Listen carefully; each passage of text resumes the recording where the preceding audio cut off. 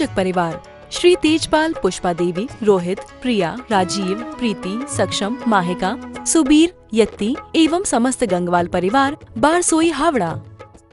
एक एक काव्य में निश्चित ही अमृत भरा हुआ है। जो रस प्रवाहमान होता है वह रस अगर हमारे जीवन से जुड़ प्रदेशों में पहुंच जाए तो वो प्रदेश एकदम निर्मल हो जाएंगे, पवित्र हो जाएंगे। आत्म प्रदेशों को पवित्र करने का साधन ये स्रोत है, भक्ति है, जिसमें डूबने से अपूर्व आनंद आता है।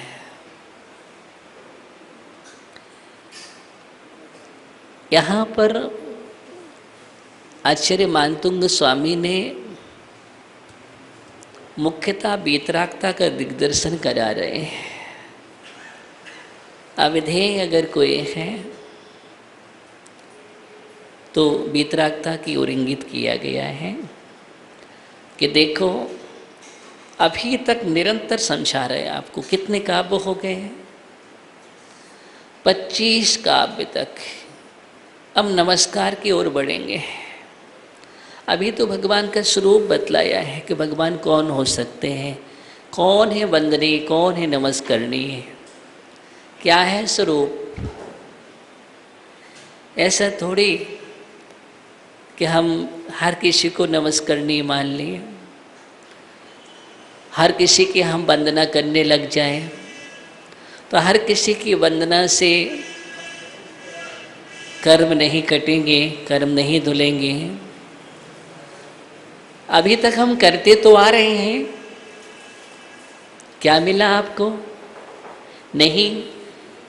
अब भगवान के पास हम आए हैं अपने दरबार में, अपने घर पर है। इसलिए मुझे कहीं भी झोली नहीं फैलाना, और झोली तो फैलाना ही नहीं है, क्योंकि भगवान झोली फैलाने से कुछ नहीं देते हैं।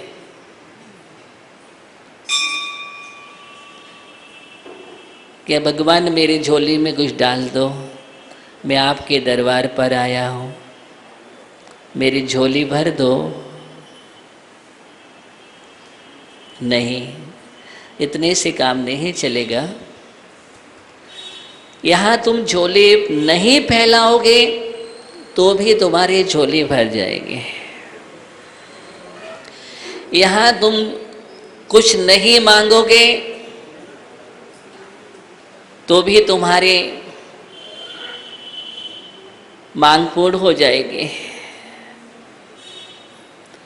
यहाँ तुम कोई मनोरथ को ले जाने की आवश्यकता नहीं है।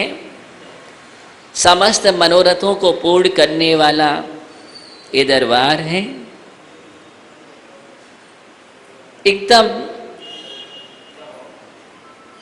स्मरण करने मात्र से मिल जाता है। किससे? स्मरण करने मात्र से मिल जाता है, विचार करने मात्र से मिल जाता है। एक ऐसा चिंतामणि है, एक ऐसा कामधेनु है, एक ऐसा कल्प वृक्ष है कि जहां पर धर्म सकल सुख देन, संपूर्ण सुखों को देने वाला अगर कोई है तो वीतराग धर्म है। कौन सा है? वीतराग धर्म है। अन्यत्र आप जाएंगे संसार मिलेगा और परमार्थ शून्य हो जाएंगे।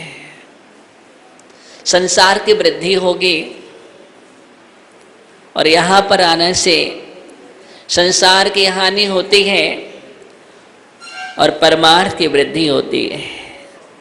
जीवन का सबसे बड़ा गणित का सूत्र अगर सीखना है हमें, और जीवन की गणित यही है कि अभी तक हमारा सवाल हल नहीं हुआ है, अभी उलझा हुआ है, और उलझा इसलिए है कि सही सूत्र का प्रयोग नहीं है। अगर सही सूत्र का हम प्रयोग कर ले तो एकदम हल हो जाता है, समय भी नहीं लगता है।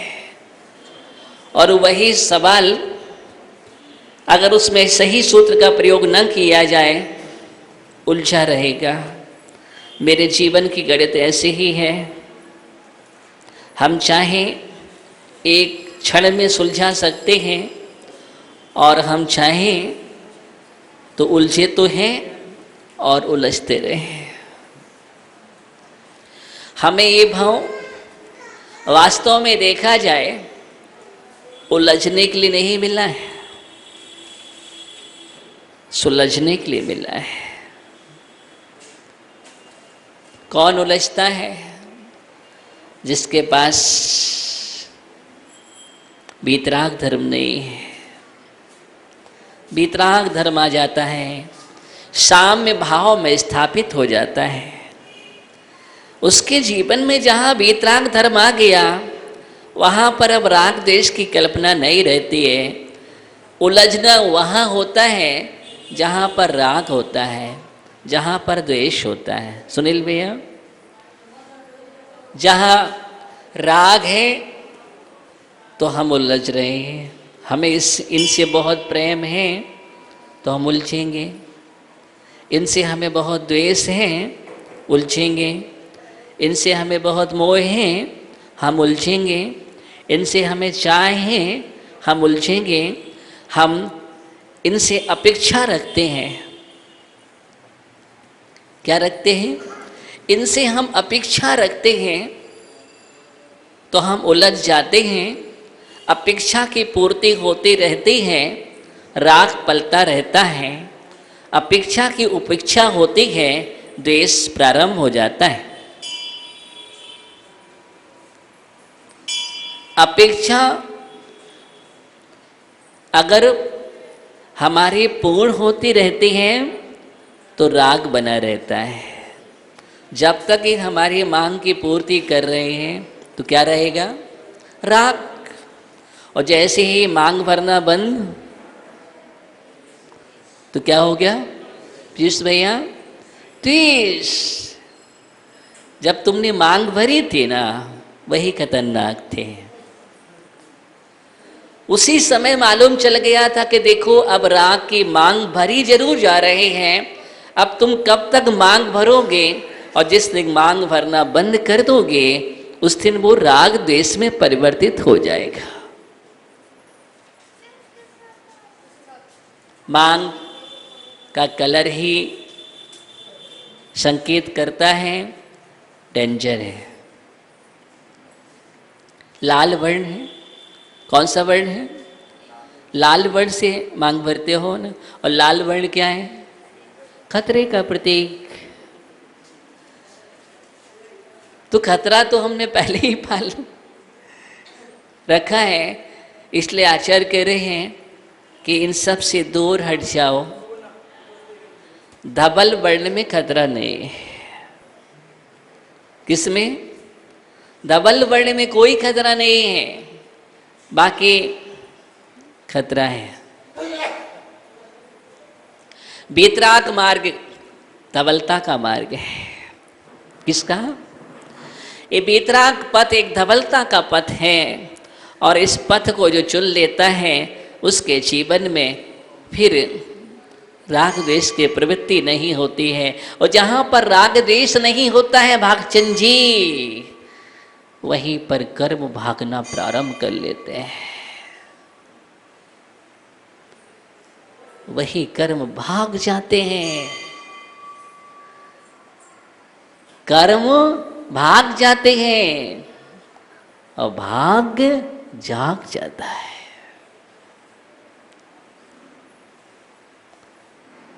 वीतरागता की ओर बढ़ा रहे हैं आपको। मानतुंग स्वामी का इशारा समझो, इशारा समझो। एक एक काव्य आपको जोड़ रहा है। देखिए, मानतुंग स्वामी का उद्देश्य तो वीतरागता से है, वो बात अलग है कि एक का कोई समस्या निवारक है, कोई दूसरी समस्या निवारक है। अब उस काव्य में इतनी इतनी शक्ति है, बीजाक्षरों में वो मंत्र यंत्र हैं, वो कार्य अपने आप होता है। अगर आप उस काव्य की निकांक्षित आराधना करेंगे तो तुम्हारे कार्य अपने आप हो जाते हैं। निकांक्षित भक्ति, कौन सी भक्ति? जिस तुम निकांक्षित भक्ति करने लगोगे उस दिन तुम्हारे अंदर भक्ति की एक शक्ति अपने आप आ जाएगी। और जिस दिन निकांक्षित भक्ति की शक्ति आपके पास आ जाएगी, आप देखना फिर आपको कुछ करना नहीं पड़ेगा। इतना आपको विश्वास है, आस्था है कि आप गंधोदक के छींटे मारो। क्या हुआ? गंधोदक का छींटा लगाते ही सर्प का विष दूर हो गया। इतनी आस्था थी कि नहीं, मैंने अपने जीवन में एक ही रास्ता चुना है, वो वितरागता का रास्ता है। एक को ही माना है, वो वितरागी है, और किसी को स्थान नहीं दिया है। हृदय के वेदी पर अगर कोई बैठा हुआ है तो वो वितरागी परमात्मा बैठा हुआ है। और इतनी गहरी आस्था है जब, तो स्मरण करते ही क्या हुआ? जहर दूर हो गया, बालक खड़ा हो गया। और आप क्या करते? आप क्या करते? आप नाना चक्कर लगाते हैं, नाना चक्कर लगाते हैं। उस अवस्था में आप यही करते हैं, जिसने जो बता दिया वहां चले जाओ, हम वहीं चले जाते हैं। दूसरा कहता भैया वहाँ चले जाओ, वहाँ चमत्कार होता है। कोई कहता वहाँ धाम में चले जाओ, वहाँ चमत्कार हो रहा है। आप दौड़ कर वहाँ चले जाते हैं। आपकी आस्था की पहचान है। और धनंजय की आस्था,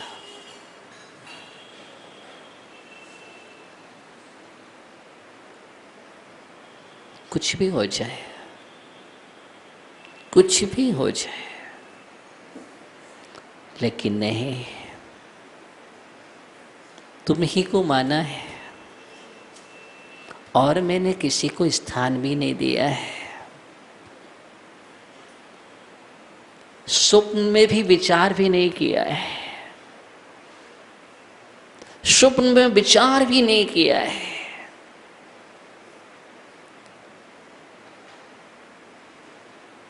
कौन कह रहे? धनंजय कह रहे हैं।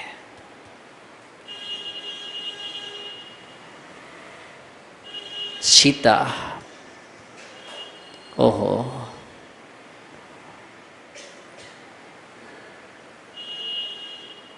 लंका में रह करके भी जिसने स्वप्न में भी विचार न किया, हर पल हर क्षण सिर्फ राम,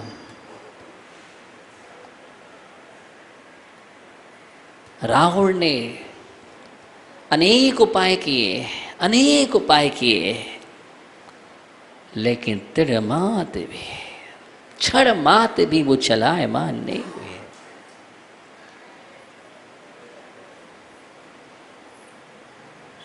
क्या इस प्रकार की जब हमारे अंदर भी विद्यमानता हो जाती है कि बीतरागी भगवान रंच मात भी हम चलाए मान ना हो, तब आप देखना उस व्यंतर ने इतना प्रयास किया व्यंतर ने, लेकिन नाव को पलट नहीं सका। नाव को पलट नहीं सका। क्यों? सुबह चक्रवर्ती नवकार मंत्र पढ़ रहे थे, उसने तूफान चला दिया। नाव डगमगा रही है, बहुत जोर से डगमगा रही है, लेकिन नाव को पलट नहीं पा रहा है, पलट नहीं पा रहा है। जैसे जैसे उसने तूफान बढ़ाया और नबूकदनेस्सर पर चल रहा है, व्यंतर परेशान हो गया। मालूम है, वो व्यंतर परेशान हो गया और वो समझ रहा था जब तक ये नबूकदनेस्सर पढ़ते रहेंगे तब तक हम कुछ कर नहीं सकते। जब तक तुम्हारे जीवन में नबूकदनेस्सर की शक्ति है, मंत्र है, तब तक दुनिया की कोई ताकत नहीं है तुम्हारा बाल बांका कर सके, क्योंकि सर्वोच्च शक्ति महामंत्र है। क्या है? सर्वोच्च शक्ति महामंत्र है। जो महामंत्र अगर वो तुम्हारे पास है और तुम स्मरण कर रहे हो, दुनिया की कोई शक्तियां इर्द गिर्द भी नहीं रह सकती है, हाथ जोड़े खड़े रहेगी, आक्रमण नहीं कर सकते।